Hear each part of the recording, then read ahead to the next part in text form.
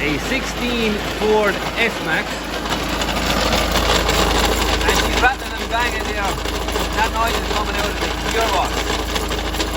That's what we're going to attack today. Gearbox change on a 2016 Ford F-Max. Alright, so lads, it was started up top. Wipers, wiper cowling, all that kind of stuff off there to give me some room and some space. Out then came the airbox and the air pipe, battery and battery tray. And then we have a little bit of access so we can get wires going on to the gearbox, gear links, and all that kind of good stuff. But all straightforward stuff so far up top. Wheels off and we get underneath now and we'll have a gandaroo underneath. Okay, so just before I go up in the air, I decided I'm going to get rid of that turbo pipe, plastic turbo pipe that was running across here, and a rubber one that was going down and into the intercooler there. There they are out on the floor. So just, again, it's just more access and space. Yeah, no, I'd say it definitely needed to come out rather than just kind of preference. I think it did need to come out. So right, we'll go up in the air now and we'll check out what's going on underneath. Not finished up here now by any means either, but we'll have a gander underneath as well. Okay lads, the wheels are off and my plastics from all underneath. Starting at the engine, it was running all the way down here. There they are, two of them there, and the engine panel. The amount of bolts holding on all that plastic crap. But here we have access underneath anyway, and we are taking down the subframe.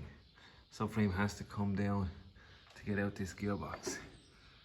So bolts here, there and everywhere. Steering rackle and bolt from the subframe, middle engine mount,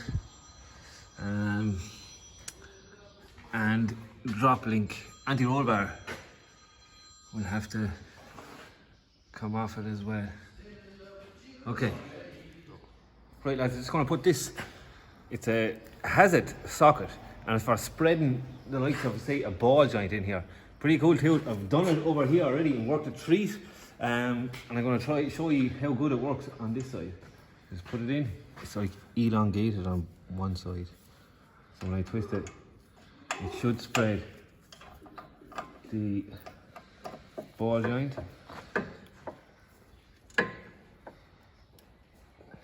to something like there. Leave that in there.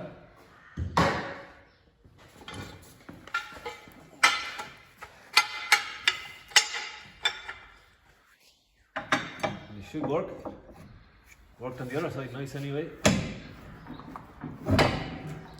Very easy, and that's it. So that's two ball joints down.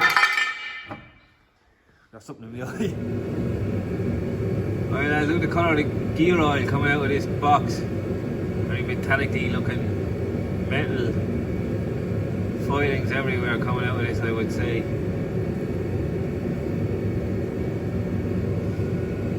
Hence the new gearbox going in. Okay lads, with the subframe down, drive shafts out, I can start whacking out a few of these gearbox bolts from below and on top, and I'll have to remove that starter as well. Getting very close to dropping this gearbox now. Yeah, it's just a few bolts holding on there now to the engine, support that engine and the engine mount up there. I'll have to remove to drop down this for me. Yeah, we're getting there now. And it was all going so well until I discovered this bolt here going into the gearbox from the engine side.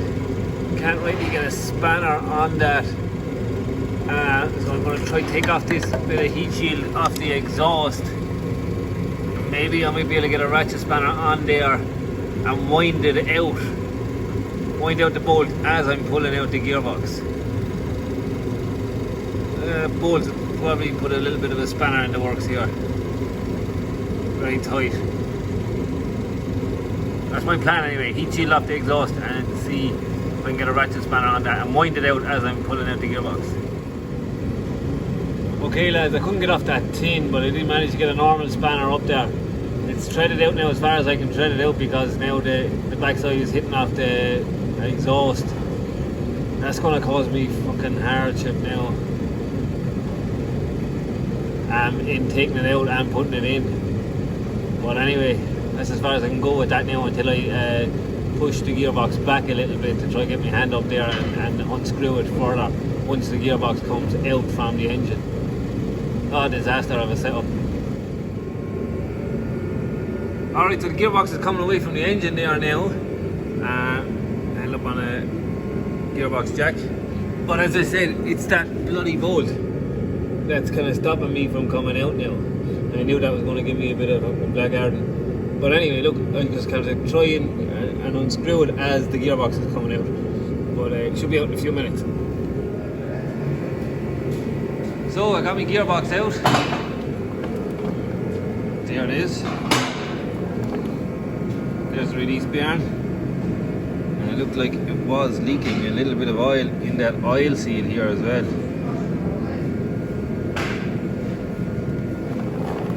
Quite wet in around here.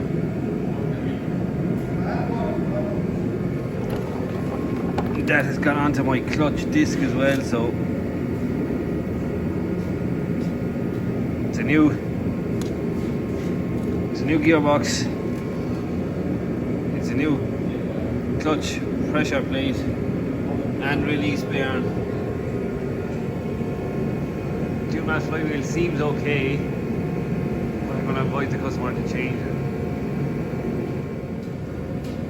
Okay lads, new clutch disc and pressure plate fitted to the flywheel. New release bearing fitted to our new second-hand gearbox. There's our old one. And if I don't know, can I show you this? But I said earlier that oil seal was leaking a bit of oil there.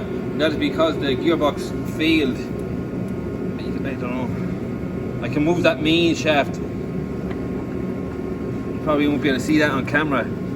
I can move that in or from side to side. I don't know, can you even hear that? But whatever that main shaft has, whatever's gone wrong inside the gearbox has made that main shaft loose and it made that oil seal leak. That's not the case with our second-hand gearbox. Anyway, that's going in now. Right lads, gearbox going in, and that's that bolt I was talking about. So the gearbox is still out a little bit and it's been wound in with that bolt as we're bringing in the gearbox. A little bit tricky, probably definitely a two-man job I think. But anyway, it's on the way home now. Going together. Right lads, getting there now. Subframe back together. Both drive shafts back in. Pretty much done underneath, other than plastics and stuff like that. I am going to fill it with gear oil through that hole there, and then I have to put the battery tray and battery above at the top and bleed the clutch. Sorry, as well, I have to bleed the clutch. But yeah, getting there now. Running out of bolts, so coming to the end, as I said, other than some stupid bits of plastic wing liners and plastic underneath the engine and plastics back here, all that kind of stuff. Getting there. Okay lads, the Ford S-Max is up and running and sounding nice and quiet. Finished completely, no more bolts left. Wheels, all the plastic stuff, and all the plastic stuff is quite annoying. All the way down as far as they are, both sides came off, but it all went back together for me, no dramas, sounding nice. The gearbox took 1.8 litres of oil, and we're out this. I'll drive it up the road and see how it drives, but it sounds good, a lot better than it did when I started. So yeah, we're done I think. Well, guys, that's me done. Just completed a 20-kilometer test drive in this Ford S-Max, and it's mint. Nice smooth gear changing, nice clutch, pedal, and quiet as a mouse. So that's it, we're done. Diagnostics, thanks for watching. See you in the next one.